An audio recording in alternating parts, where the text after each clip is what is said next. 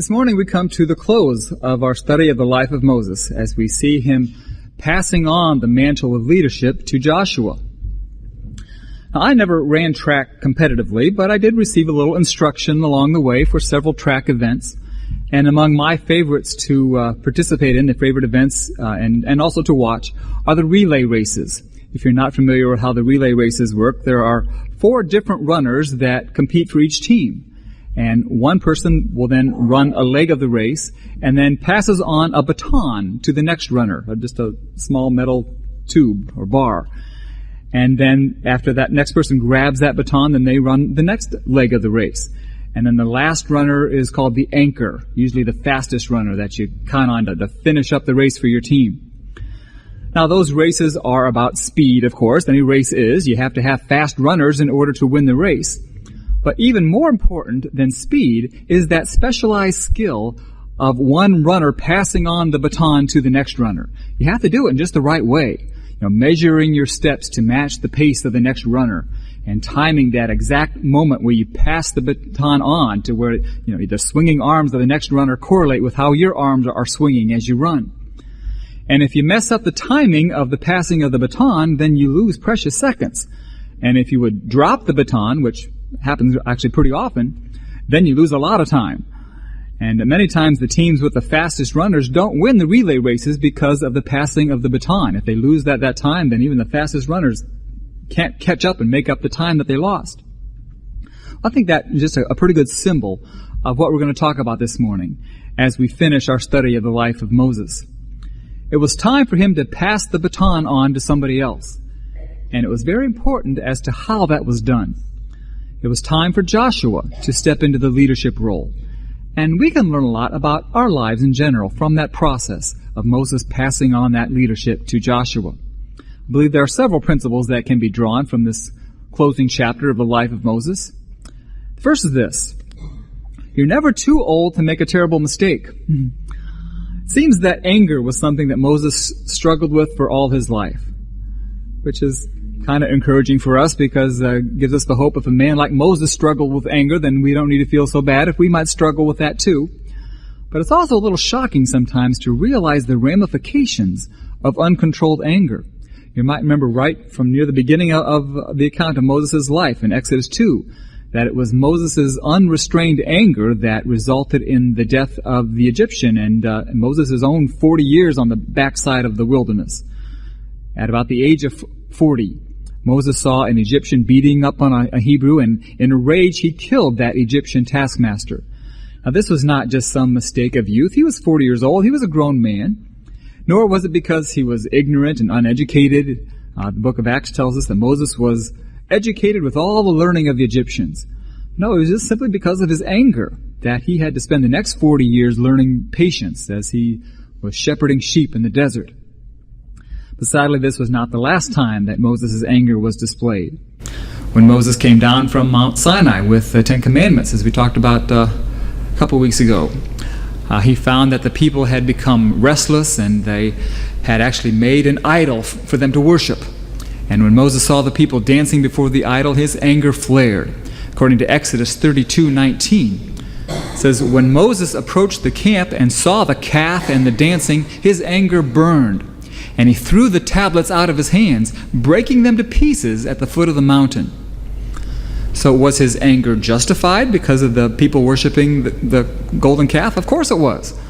But the problem was in how he expressed that anger. Moses took these precious tablets that were written by the very hand of God, and in a moment of his white-hot fury, he broke them into pieces. I think he was the only one who broke all 10 commandments at the same time.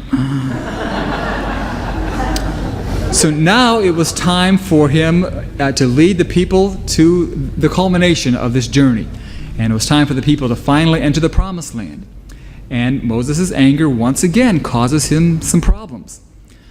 Now previously, according to Numbers chapter 14, when the Israelites arrived at the border of the promised land, they had sent in spies to check out the land. And when the spies returned, they all agreed that the land was a land of plenty and a desirable place to be. But 10 of those 12 spies said, well, forget about it. We can't conquer this land. These people are giants. There's no way that we're going to overcome them. And as a result of that, the people refused to go in because of their unbelief. And God was so displeased with this disobedience that he said, none of this generation will go into the land of promise except Caleb and Joshua, who were the two spies that thought that they could be successful. Did you ever wonder what Moses thought at that time when he says nobody else but Caleb and Joshua are going in? Why he was excluded from going in? He says, what am I, chopped liver? I've been here all this time bringing the people here and I can't go in? But then we're going to find out just why.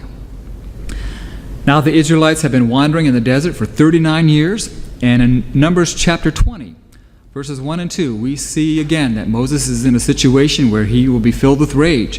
Verse 1 says, in the first month the whole Israelite community arrived at the desert of Zin, and they stayed at Kadesh. There Miriam died and was buried. Now there was no water for the community, and the people gathered in opposition to Moses and Aaron. Doesn't all sound familiar? The same thing happening over and over again. Israelites unhappy and murmuring. And we see the same problem starting in verse 3. They quarreled with Moses and said, if only we had died when our brothers fell dead before the Lord. Why did you bring the Lord's community into this desert that we and our livestock should die here? Why did you bring us up out of Egypt to this terrible place? It has no grain or figs, grapevines or pomegranates, and there's no water to drink. They were upset again. I can see them being concerned about no water, but I don't know, not having pomegranates really seemed to bother them too. And so Moses then takes their complaints to the Lord once again, and in verse 8, the Lord gave him some very clear instructions. Verse 8 says, take the staff, and you and your brother Aaron gather the assembly together. Speak to that rock before their eyes, and it will pour out its water. You will bring water out of the rock for the community, so they and their livestock can drink.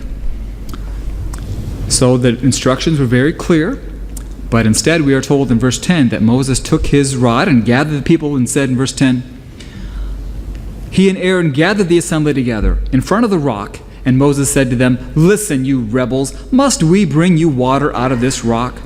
Then Moses raised his arm and struck the rock twice with his staff. Water gushed out, and the community and their livestock drank.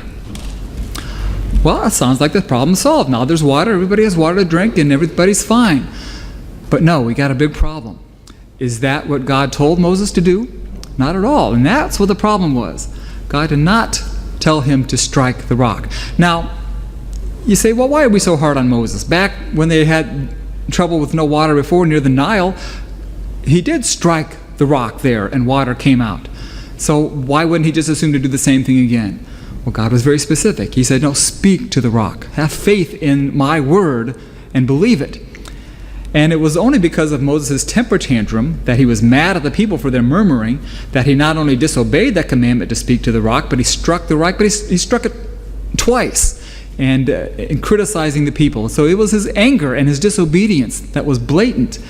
And verse 12 reveals the consequences of that. And it says, but the Lord said to Moses and Aaron, because you did not trust in me enough to honor me as holy in the sight of the Israelites, you will not bring this community into the land I give them. God told Moses, because of your sin, because of your disobedience, of your angry rebellion, you will not be allowed to personally guide the children of Israel into the promised land. And again, it seems unfair to many that Moses was not permitted to enter the promised land after all he had done and all he had been through, especially since now he was an old man. Couldn't God just cut him a break and let him go on in? Now, we generally give older people a little leeway, and we say, well, if they want to act all grumpy and crotchety, just let them. You know, they've earned the right to do that. They earned the right to say and do whatever they want. And it's certainly true that when people have dementia or Alzheimer's, that we don't hold them accountable for their words or their actions because we know they can't help it. But some people who don't have dementia or Alzheimer's will use their age as an excuse or a rationalization for just plain bad behavior. And if that's the case, don't think that God doesn't know it and that there still might be some consequences for our disobedience. You're never too old to mess up and to be held accountable for it. There's not a maximum age where sin just doesn't count anymore. So that's one thing that we see from Moses, that he was held accountable to the very last day of his life. A second thing that we see from this transition from Moses to Joshua is that if the work is the Lord's, then the work will go on. In Numbers chapter 27, verse 12, the Israelites arrive at the border of Canaan, and Moses is now told that although he will not be allowed to enter the promised land, that he will be allowed to go up on the mountain to see it. And in chapter 27, verse 12, we read about that. It says, "Then the Lord said to Moses, 'Go up this mountain in the Abiram range, and see the land I have given the Israelites. After you have seen it, you too will be gathered to your people as your brother Aaron was.'" For by this time Aaron had passed away. And so God was basically telling Moses, you can see the land, you can look at it, but after you've seen it, you're going to die. And again, we're tempted to think this is mighty cruel, but God was not teasing Moses. He is actually blessing him. He was showing Moses that he kept his word. He's saying, Moses, I told you I would bring your people into a land that they could call their very own, and here it is. You can see it. You can die knowing that it all came to pass, and I kept my word. And in his last recorded acts, we can see the heart of Moses and his humility and his acceptance of this. In verse 15 of chapter 27 in Numbers, Moses said to the Lord, "May the Lord, the God of the spirits of all mankind, appoint a man over this community to go out and come in before them, one who will lead them out and bring them in, so the Lord's people will not be like sheep without a shepherd." You notice that Moses had two requests for the man who would replace him. First of all, he wants him to be someone who was chosen by God, and also he wants him to have a shepherd's heart. First of all, he didn't want the people picking the person, for their criteria would be very different from God's. They would be self-serving and short-sighted. So Moses wanted God to be the one to pick the person. And Moses also wanted it to be a person who would have that mindset of a shepherd, someone who would care for the flock, someone who would sacrifice himself for it. And God already had just the right man for the job, as he says in verse 18. So the Lord said to Moses, "Take Joshua, son of Nun, a man in whom is the Spirit, and lay your hand on him." God already had the man in place to carry on the work. And there's so much that can be learned about making a successful transition in leadership that was left by the model of Moses and Joshua. First of all, we need to acknowledge that if the work that we have been involved in ceases, if we are removed, or if someone else takes over, there's a reason for that. Or perhaps we weren't the best person for the job, or we have not done a very good job, or perhaps our leadership was just fine, but it's time now for someone else to take over. Something about that we don't like. Way back in the shadows of our mind, our ego steps in, and we would like to think that this organization or this ministry or this job, this responsibility, it could not continue without me. Nobody else can do the job the way that I do it. I'm irreplaceable. But if that were true, then that would truly be tragic. If the work is truly of God, then it will continue even without us. Secondly, we need to recognize that if we would follow our human desires, then we would seek to replace long-standing leaders with someone who is very much like the person that they're replacing. But the truth is that individuals that God selects to replace those who may have been in leadership for a long time are often quite different from their predecessors. Frequently, God choosing someone means that there will be someone who will change things, will change the course of that group or that organization. So that's why it's important to leave it up to God. And thirdly, we see some very costly mistakes could have been avoided in the replacement of spiritual leadership if God was the one allowed to do the choosing. Strong leaders often wrestle with their desire to appoint their own successors. I've seen this time and time again in the pastorate and in Christian ministries and organizations, and usually with disastrous results. Moses was wise enough to see the danger of that and say, "Lord, let him be your appointment." He was a big enough man that he could just get out of the way and let God take it from there. Because when God removes, then God replaces. And finally, we see that Moses supported God's choice both publicly and privately. In Deuteronomy, another account of the same story, chapter 31, verse 7, we are told how Moses privately strengthened his successor for the job ahead. It reads, "Then Moses summoned Joshua and said to him in the presence of all Israel, 'Be strong and courageous, for you must go with this people into the land that the Lord swore to their forefathers to give them, and you must divide it among them as their inheritance.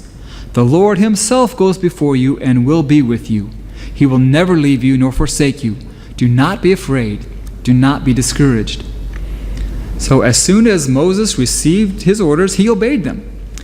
Moses followed God's plan without argument. For the text, as we've already examined in Numbers 27, reveals in verse 22, Moses did as the Lord commanded him. He took Joshua and had him stand before Eleazar the priest and the whole assembly. Then he laid his hands on him and commissioned him as the Lord instructed through Moses. There's no doubt in anyone's mind that Moses supported Joshua as the man appointed by God to lead the children of Israel into the land of promise. And lastly, and perhaps maybe the most difficult thing for us to deal with in talking about transitions and passing on leadership, it's important for us to see from this account of this transition that there comes a time when it's time to go. When we get to Deuteronomy 34, God gives us the details of the death of Moses. Verse 1 says, "Then Moses climbed Mount Nebo from the plains of Moab to the top of Pisgah, across from Jericho. There the Lord showed him the whole land." So again, we see that Moses climbed to a mountain, was able to see the promised land. Mount Pisgah reached a height of 4,500 feet. And from that height, he was able to actually look into the promised land. And then in verse 4 of Deuteronomy 34, God said to him, "This is the land I promised on oath to Abraham, Isaac, and Jacob, when I said, I will give it to your descendants. I have let you see it with your eyes, but you will not cross over into it." And then verse 5 says, "And Moses, the servant of the Lord, died there in Moab, as the Lord had said." According to the word of the Lord, as the Lord had said, Moses died. Everything then ended for this old man of faith as God had arranged it for it to end. In the same way, when you and I acknowledge that God is in control of our lives as well as our deaths, then we don't have to fear. The Apostle Paul thought of it this way in Philippians 1:21. "For to me to live is Christ, and to die is gain. If I am going to live on in this body, this will mean fruitful labor for me. Yet what shall I choose? I do not know." And back in Deuteronomy in verse 7, we're told Moses' age. It says Moses was 120 years old when he died. But the verse goes on to say, "His eyes were not weak, nor his strength gone." Now that doesn't seem to be the way it works for most of us. We get old before we're old, and we quit before we're through. But this is not true of Moses, either physically or spiritually. He may not have felt like he was ready to die, but yet it was time for him to die. And after death comes a burial. Verse 6 says, "And he," God, "buried him in Moab, in a valley opposite Beth Peor. But to this day no one knows where his grave is." No, Moses is the only person in the Bible that God personally buried. I don't know how that happened, but that's how it happened. Nobody else was a part of that burial. Now, why did he do that? Well, perhaps because had the Israelites known where Moses was buried, it would have become a shrine of some sort. And there would have been beating a path up to the mountain to worship that shrine, and God ensured that did not happen. And this was so crucial that it even sparked an angelic confrontation. In the New Testament, Jude 9 contains one of the stranger accounts of the Bible, when it says, "But even the archangel Michael, when he was disputing with the devil about the body of Moses, did not dare to bring a slanderous accusation against him, but he said, 'The Lord rebuke you.'" Apparently even the devil had his own plans for the body of Moses, but God said, "No deal, you're not going to have that." And then back in Deuteronomy, we see the proper closure is given in verse 10. It says about Moses, "Since then no prophet has risen in Israel like Moses, whom the Lord knew face to face." The ending of the life of Moses has several ramifications for us today.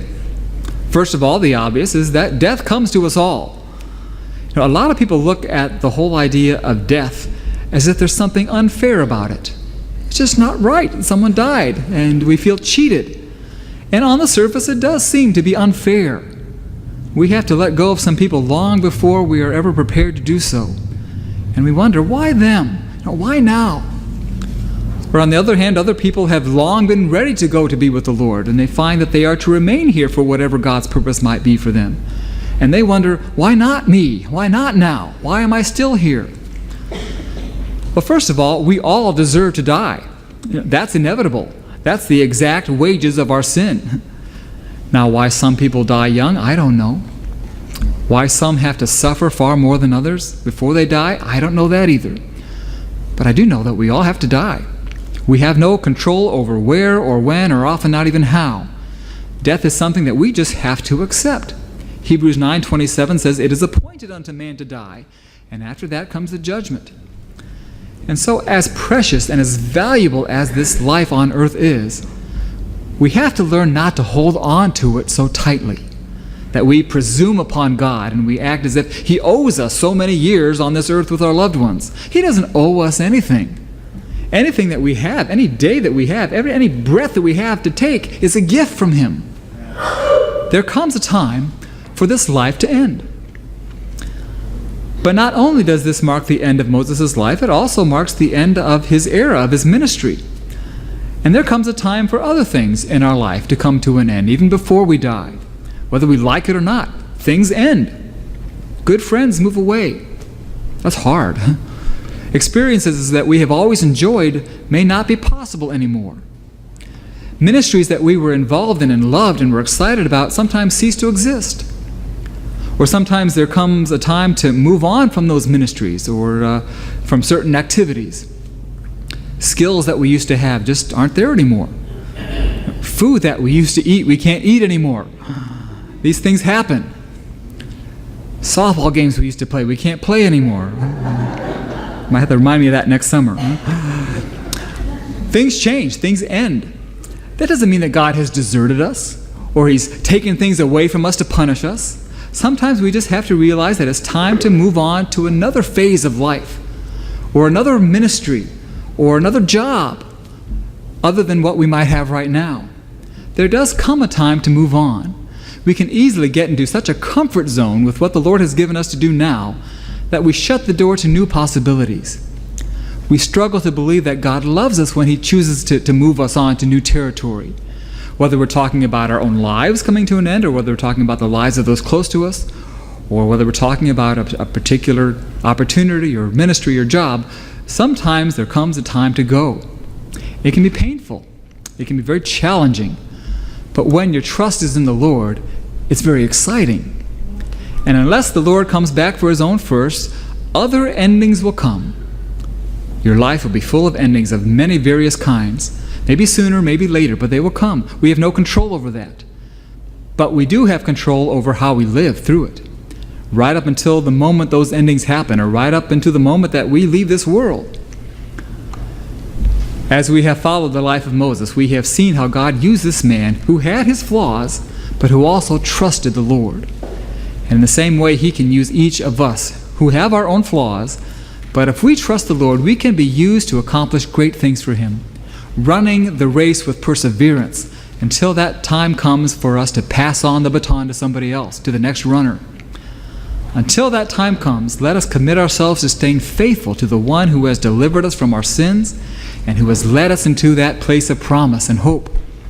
And if you would like to enter into that promise by proclaiming your faith in the person of Jesus Christ, would you make a decision today to receive Him into your life and to take you on this incredible journey that is the Christian life? If you would like to make that decision, we're going to sing a closing hymn and invite you to just simply step out of your pew, come up to the front, and we'll help you from there.